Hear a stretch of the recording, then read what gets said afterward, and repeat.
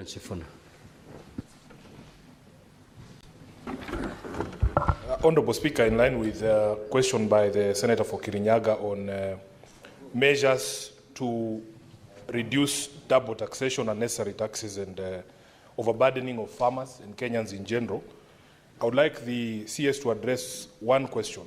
Honourable Speaker, we have heard the ministry, actually the CS himself, taking credit that this year's finance bill has no new taxes. But I know it's credit to the Gen Z who have struck the fear of God in this government. They will not attempt to bring new taxes. What are you doing about existing taxation, Cabinet Secretary, that you found, including the housing levy, the increase in pay, and VAT on fuel, that has seen the cost of taxes on a litre of petrol exceeding the cost of the product? I thank you, Honourable Speaker. Senator Mofai. Thank you, Honourable Speaker. Mine is a supplementary question. Says Treasury. Honourable Speaker, this country has witnessed for decades some grievous disparities in distribution of developments across the country. Talk of roads, talk of water, talk of industries and so forth. So as the minister in charge of the National Granary, is there any written policy that is supposed to guide you on how you are supposed to distribute the national developments? And I'm asking this, Honourable Speaker, on behalf of very many Kenyans. You find some areas have been neglected for decades. Other areas are endowed with better roads, water, and so forth and so forth. Is there any existing policy, for that matter, that a Kenyan can quote maybe from Tharaka or from Northeastern or from any other part of this country where there are no such kind of developments? What is it, what criteria do you use to determine where you are supposed to put up roads, where you are supposed to put up water, and so forth and so forth? Is there any existing policy for that matter? Thank you, Honourable Speaker. Honourable CS, you may, if in a position to respond to that question, you may, because it is not related to the primary question. The Senate Majority Leader. Mr. Speaker, I have a question to the Cabinet Secretary in regards to his response on page 6.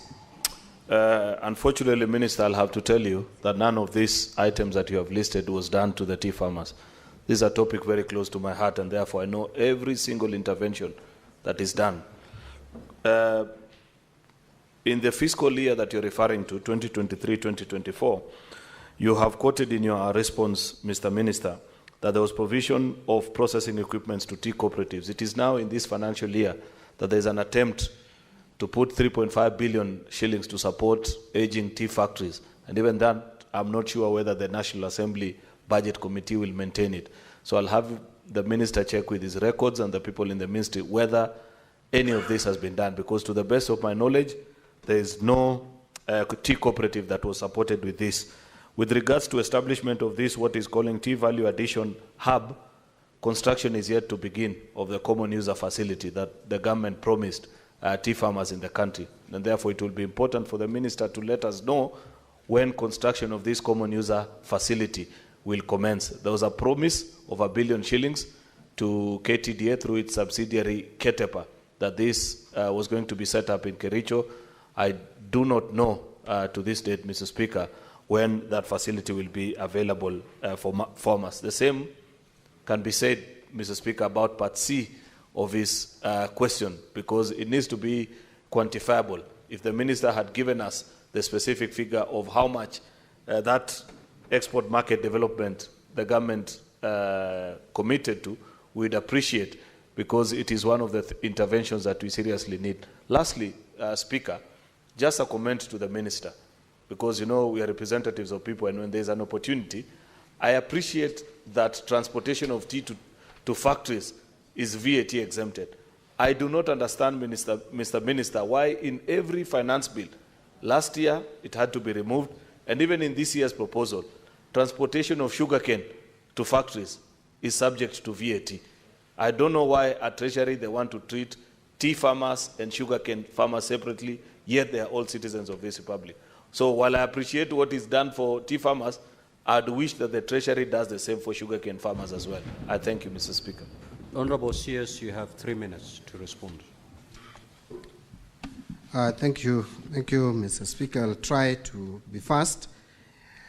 Yes, it is true that we have not made major changes in taxes that would disadvantage the taxpayer or individual taxpayers in terms of reducing their disposable income. And this was a commitment. Yes, I know Senator SIFUNA is attributing it exclusively to Gen Z. Partly true, partly not true. Honorable Senator SIFUNA very well knows my stand on taxes.